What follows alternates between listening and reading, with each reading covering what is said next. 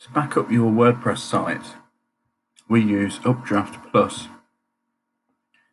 We'll leave a link in the description for you to download it to your WordPress website.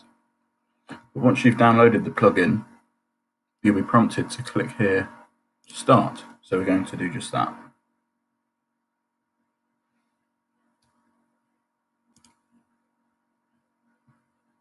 Once you've clicked on Start, you'll be sent to this screen here.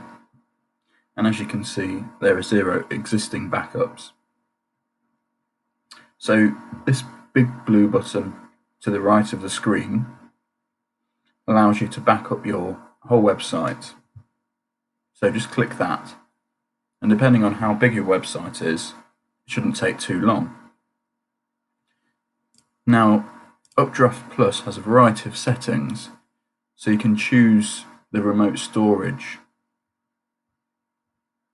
So you can choose from Dropbox, Updraft Plus Vault, Google Drive, and various others. You can also select what is included in the file backup. So this is important to select plugins, theme, and uploads. You can also check a box to receive a report every time your site's backed up. There are a lot of other settings that come with Updraft Plus. For example, you can choose to schedule backups, perhaps once every 2 weeks. You can also choose how many existing backups are stored on the system. It's always good to have a few saved, maybe 3 or 4.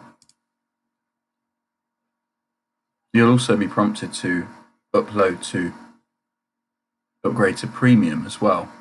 But in order to back up your site, the free version will do. So that's how you back up your WordPress website. We'll leave in the description below, we'll leave the link to download your Updraft Plus plugin.